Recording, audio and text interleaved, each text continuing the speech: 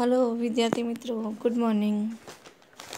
Udhna academy education trust संचालित श्रीमती એમ.જે. મહેતા પ્રાથમિક શાળાના શિક્ષિકાબેન હું શ્રીમતી હંસાબેન ગજ્જર શાળા પરિવાર તરફથી આપ સૌનું હાર્દિક સ્વાગત કરું છું। વિદ્યાર્થી મિત્રો, આપણે ગયા તાસમાં નર્મદા મૈયા એ પાઠ શીખેલા, એનું સ્વાધ્યાય અભ્યાસ પતી ગયેલું હતું। ત્યાર પછી નિબંધ લેખન તમને કરાવ્યા છે, તે નોટમાં નિબંધ બધાએ પૂરા કરવાના છે। આજે આપણે કાવ્ય 7 અલ્લક દલ્લક એ શીખવાના છે। તેમના લેખક છે, તેમના કવિ છે બાલમુકુંદ દવે। તો વિદ્યાર્થી મિત્રો, આ કાવ્ય અલ્લક દલ્લક એના કવિ બાલમુકુંદ દવે છે અને એનો પ્રકાર છે ઉર્મી ગીત। આ ઉર્મી ગીતમાં રાધા કૃષ્ણ ગોપીઓની રાસલીલાનો પ્રસંગ વર્ણવી લેવાયો છે। આ ગીતને બાળકોને ગાવું ગમે એવું આ કાવ્ય છે। એમાં પ્રાસ, ઢાળ તેમજ શબ્દ નોંધપાત્ર છે। આમાં અમુક પ્રાસવાળા શબ્દ લીધા છે, જેને કારણે કાવ્ય ગાવું સુંદર જ થઈ જાય છે। તો આજે આપણે આ કાવ્યનું ગાન કરીશું અને ત્યાર પછી 4 પંક્તિ પ્રમાણે શબ્દ સમજૂતી કરીશું। તો સૌપ્રથમ આપણે કાવ્ય ગાન કરીએ। વિદ્યાર્થી મિત્રો, આના કવિ છે બાલમુકુંદ દવે। તો પહેલાં કવિતા સારા રાગમાં ગાશું। મારો રાગ એટલો સારો નથી, છતાં ગાવાની કોશિશ જરૂર કરીશ। અને બધા વિદ્યાર્થી મિત્રો, હમણાં પાછી તમારી પરીક્ષા ગઈ પર્યાવરણની, અને બીજી વિજ્ઞાન, પર્યાવરણ અને સમાજ વિજ્ઞાન હતી 6ઠા 7મા 8મા 5મા વાળાની પર્યાવરણની પરીક્ષા હતી, એટલે કે વિજ્ઞાન। તો દરેક વિદ્યાર્થી મિત્રોએ આ પરીક્ષા આપી દીધી હશે। તમને જે નોંધ કીધી છે એ પ્રમાણે એ તારીખે સ્કૂલમાં જરૂર જમા કરાવજો, અને એ બધું જમા કરાવવું ખૂબ આવશ્યક છે। તો આપણે હવે કાવ્યનું ગાન અને ત્યાર પછી એની સમજૂતી કરીશું। અલ્લક દલ્લક ઝાંઝર ઝલ્લક, રઢિયાળો જમનાનો મલ્લક। અલ્લક દલ્લક ઝાંઝર ઝલ્લક, રઢિયાળો જમનાનો મલ્લક। એથી સુંદર રાધા ગોરી, મુખડું ઝળકે ઝલ્લક ઝલ્લક। એથી સુંદર રાધા ગોરી, મુખડું ઝળકે ઝલ્લક ઝલ્લક। આભે પૂનમ ચાંદ ઉગ્યો છે, રાસ ચગ્યો છે છમક છમક। આભે પૂનમ ચાંદ ઉગ્યો છે, રાસ ચગ્યો છે છમક છમક। ગોપી ભેળો કાન ઘૂસ્યો છે, ઢોલક વાગે ઢમક ઢમક। ગોપી ભેળો કાન ઘૂસ્યો છે, ઢોલક વાગે ઢમક ઢમક। રાધિકાનો હાર તૂટ્યો છે, મોતી ચળકે ચલ્લક ચલ્લક। રાધિકાનો હાર તૂટે છે, મોતી ચળકે ચલ્લક ચલ્લક। બધા જડ્યા પણ એક ખૂટે છે, રૂવે રાધિકા છલ્લક છલ્લક। બધા જડ્યા પણ એક ખૂટે છે, રૂવે રાધિકા છલ્લક છલ્લક। લીધું હોય તો આલ ને કાના, મોતી મારું ચલ્લક ચલ્લક। લીધું હોય તો આલ ને કાના, મોતી મારું ચલ્લક ચલ્લક। તારા ચરિતર છે ક્યાં છાના, જાણે આંખો મલક મલક। તારા ચરિતર છે ક્યાં છાના, જાણે આંખો મલક મલક। કાને ત્યાંથી દોડ મૂકી છે, રીસ ચડી ગોપીજન વલ્લભ, કાને ત્યાંથી દોડ મૂકી છે. રીસ ચડે ગોપીજન વલ્લભ, કદંબ છાયા ખૂબ ઝૂકી છે. બંસી છેડે અલ્લપ ઝલ્લપ, કદંબ છાયા ખૂબ ઝૂકી છે. બંસી છેડે અલ્લપ ઝલ્લપ, રાધા દોડે ચિત્ત અધૂરે, રાસ રચ્યો છે અલ્લક દલ્લક. રાધા દોડે ચિત્ત અધીરે.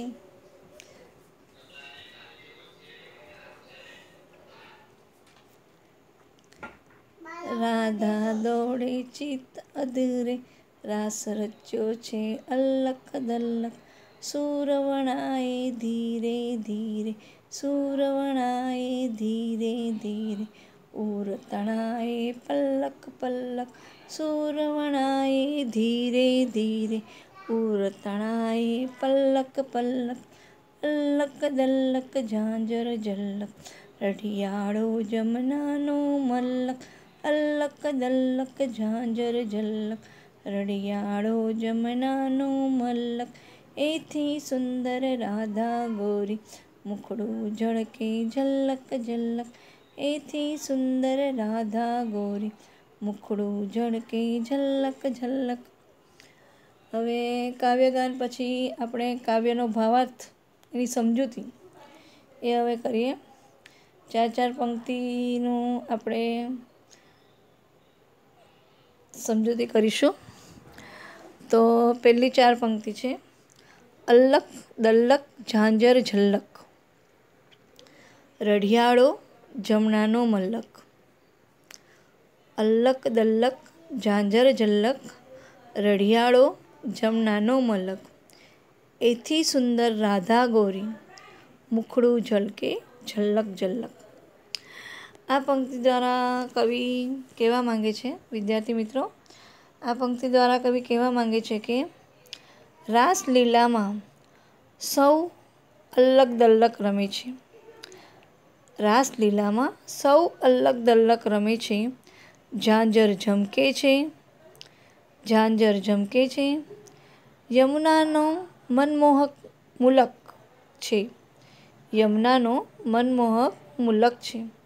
એથી એ સુંદર રાધા ગૌરી છે, એથી એ સુંદર રાધા ગૌરી છે. એનું મુખડું ઝળક ઝળક ચમકે છે, એનું મુખડું ઝળક ઝળક ચમકે છે. હવે આગળ જોઈએ વિદ્યાર્થી મિત્રો, બીજી ચાર પંક્તિનું સમજૂતી કરીએ. આભે પૂનમ ચાંદ ઉગ્યો છે. આભ એટલે આકાશ, ચાંદ એટલે ચંદ્ર. આભે પૂનમ ચાંદ ઉગ્યો છે, રાસ ચગ્યો છે છમ્મક છમ્મક. આભે પૂનમ ચાંદ ઉગ્યો છે, રાસ ચગ્યો છે છમ્મક છમ્મક. ગોપી ભેળો કાન ઘૂસ્યો છે. ગોપી ભેળો, ભેળો એટલે કે એની સાથે. કાન શબ્દ અહીં શ્રી કૃષ્ણ માટે વાપર્યો છે. કાન ઘૂસ્યો છે.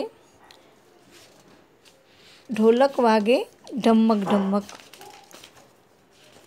તો આ પંક્તિ દ્વારા કહેવામાં આવ્યું છે કે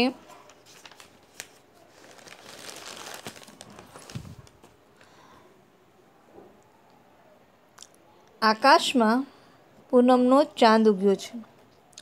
આકાશમાં પૂનમનો ચાંદ ઉગ્યો છે. છમછમ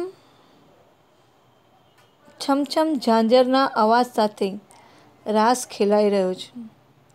છમછમ છમછમ ઝાંઝરના અવાજ સાથે રાસ ખેલાઈ રહ્યો છે.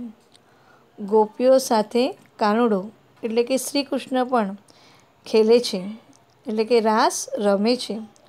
ઢોલ ઢમક ઢમક વાગી રહ્યો છે. ગોપીઓ સાથે કાનુડો એટલે કે શ્રી કૃષ્ણ પણ ખેલે છે, એટલે કે રાસ રમે છે. અને ઢોલક ઢમક ઢમક વાગી રહ્યો છે. આગળની પંક્તિ જોઈએ હવે વિદ્યાર્થી મિત્રો. રાધિકાનો હાર તૂટે છે. રાધિકાનો હાર તૂટે છે. મોતી ચળકે ચલ્લક ચલ્લક. બધા જળિયા પણ એક ખૂટે છે.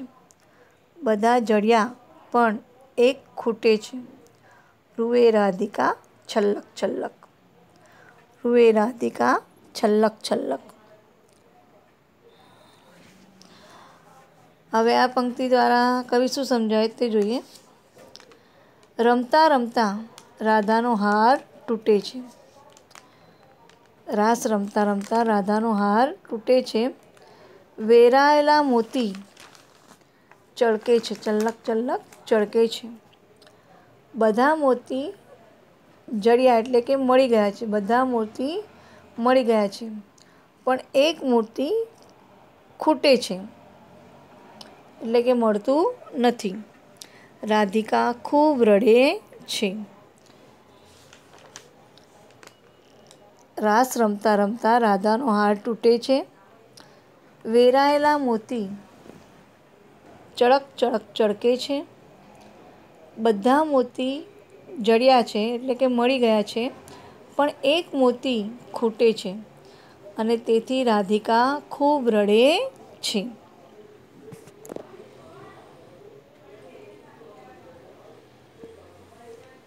લીધું હોય તો આલને કાના, મોતી માળું ચલ્લક ચલ્લક.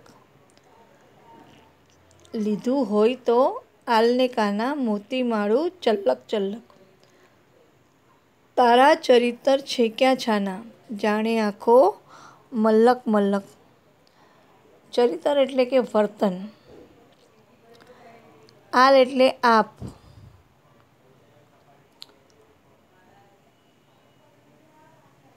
હવે રાધા શ્રી કૃષ્ણને કહે છે કે રાધા કહે છે, હે કાના, હે કાના, તે મારું ચળકતું મોતી લીધું હોય તો, તે મારું ચળકતું મોતી લીધું હોય તો મને પાછું આપને.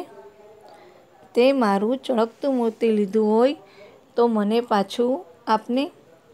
તારા તોફાન ક્યાં કોઈનાથી છાના છે. તારા તોફાન ક્યાં કોઈનાથી છાના છે. આંખો મુલક એ જાણે છે. તારા તોફાન ક્યાં કોઈનાથી છાના છે. આંખો મલક એ જાણે છે. વિદ્યાર્થી મિત્રો, તમે પણ શ્રી કૃષ્ણની નાનપણની વાતો ઘણી બધી સાંભળી હશે તમારા ઘરના વડીલોથી, દાદાઓ દાદીઓથી, કે એ ખૂબ તોફાની હતા અને ગોપીઓ નદી કિનારે નાહવા જાય, ઘરમાં ન હોય તો એમના ઘરમાં ઘૂસીને માખણ બધા ભેગા થઈને ખાતા હતા. આવી બધી ઘણી બધી વાતો શ્રી કૃષ્ણ માટે તમે સાંભળી હશે. એટલે એમ કહે છે કે તારા તોફાન કોઈનાથી છાના નથી, આંખો મલક એ વાત જાણે છે. હવે આગળની પંક્તિ જોઈએ વિદ્યાર્થી મિત્રો. કાને ત્યાંથી દોડ મૂકી છે. રીસ ચડી ગોપીજન વલ્લભ. કાને ત્યાંથી દોડ મૂકી છે. રીસ ચડી ગોપીજન વલ્લભ. કદંબ છાયા ખૂબ ઝૂકી છે. બંસી છેડે અલ્લભ જલ્લભ. કાને એટલે અહીં કાનુડો છે. જોઈએ આપણે પહેલાં એના શબ્દ જોઈ લઈએ. ગોપીજન વલ્લભ એટલે ગોપીઓના વાલા શ્રી કૃષ્ણ. ગોપીજન વલ્લભ એટલે ગોપીઓના વાલા શ્રી કૃષ્ણ. કદંબ, કદમ એક ઝાડનું નામ છે. કદમ એ એક વૃક્ષનું નામ છે. તો હવે કાવ્ય પંક્તિની સમજૂતી જોઈએ. જ્યારે રાધા એમ કહે છે કે તારા તોફાન કોઈનાથી છાના નથી, તારી વાત આંખો મલક જાણે છે, આ વાત સાંભળતા જ કાનાએ ત્યાંથી દોટ મૂકી. રાધાની આ વાત સાંભળતા જ કાનાએ ત્યાંથી દોટ મૂકી. દોટ મૂકી એટલે કે દોડ્યા. શ્રી કૃષ્ણને રીસ ચડી.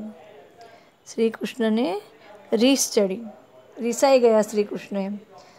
ઝૂકેલા કદમની છાયામાં શ્રી કૃષ્ણ અલ્લભ જલ્લભ વાંસળીના સૂર રેલાવે છે. ઝૂકેલા કદમની છાયામાં શ્રી કૃષ્ણ અલ્લભ જલ્લભ વાંસળીના સૂર રેલાવે છે. રાધા દોડે ચિત અધૂરે. આગળની 4 પંક્તિ જુઓ. રાધા દોડે ચિત્ત અધીરે, રાસ રચ્યો છે અલ્લક દલ્લક. સૂર વણાએ ધીરે ધીરે, ઉર તણાએ પલ્લક પલ્લક. સૂર વણાએ ધીરે ધીરે, ઉર તણાએ પલ્લક પલ્લક. રાધાએ બોલતા તો બોલી નાખ્યું, પણ વિરહ થયેલી રાધા દોડે છે. વિરહ થયેલી રાધા દોડે છે. અલ્લક દલ્લક રાસ રચ્યો છે. વાંસળીના ધીમા ધીમા સૂરમાં અલ્લક દલ્લક રાસ રચ્યો છે. વાંસળીના ધીમા સૂરમાં તેનું હૃદય મલકાતું મલકાતું શ્રી કૃષ્ણ તરફ ખેંચાઈ રહ્યું છે. વાંસળીના ધીમા ધીમા સૂરમાં તેનું હૃદય મલકાતું મલકાતું શ્રી કૃષ્ણ તરફ ખેંચાઈ રહ્યું છે. હવે આગળની 4 પંક્તિ. અલ્લક દલ્લક ઝાંઝર ઝલ્લક, રઢિયાળો જમનાનો મલક. એથી સુંદર રાધા ગોરી, મુખડું ઝળકે જલ્લક જલ્લક. અલ્લક દલ્લક એટલે બાળકોની એક રમત છે. અલ્લક દલ્લક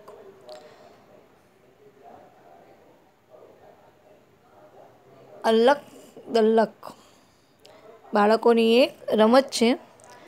અને ઝાંઝર એટલે પગમાં પહેરવાનું એક ઘરેણું છે. ચાલે એટલે છમછમ વાગે, બધાને ખબર હશે. હવે સમજૂતી જોઈએ. અદ્ધર પદ્ધર ઝાંઝરના ઝમકારે, જમુનાના નદીના મલક રઢિયાળો લાગે છે. જમુનાના નદીનો મલક રઢિયાળો લાગે છે. એ મલક કરતાંય સુંદર રાધા ગોરી છે. એ મલક કરતાંય સુંદર રાધા ગોરી છે. એનું મુખડું ઝલક ઝલક ઝળકે છે. એનું મુલક ઝળક ઝળક ઝળકે છે. હવે આ સાથે આપણી કાવ્ય પંક્તિ અને એની સમજૂતી અહીં પૂર્ણ થાય છે. પછી કાવ્ય પંક્તિની સમજૂતી હું તમને હોમવર્કમાં લખેલી આપીશ તમને. હમણાં એ કોઈ લખવાની નથી. હવે આજે તમને કોઈ હોમવર્ક નથી. હવે તમને બુધવારે આપવામાં આવશે. આજે તમારે ખાલી ઘરકામમાં જે આ કાવ્ય પંક્તિ છે તે જ તમારે ખાલી લખવાની છે. એના સિવાય કશું કરવાનું નથી. કાવ્ય 7મું છે તે તમારે નોટમાં આજે લખવાનું છે. અને એના પછીનું જે બી છે બધું શબ્દ સમજૂતી, રૂઢિપ્રયોગ, ભાષા સજ્જતા એ બધું આપણે બીજા તાસમાં કરીશું. એટલે હમણાં એ કોઈ કરવાનું નથી. આજના હોમવર્કમાં તમારે ખાલી કવિતા લખવાની છે. અને બાકીનું હોમવર્ક આપણે આના પછીના તાસમાં કરીશું. અને બધાએ આ કાવ્ય પંક્તિ મુખપાઠ પણ કરવાની છે. એટલે એ મુખપાઠ પણ તમે કરજો. તો આ સાથે હું રજા લઉં છું. અને પેપર તમે જમા કરવાનું ચોક્કસ યાદ રાખજો. જે તારીખે તમને કીધું તે તારીખે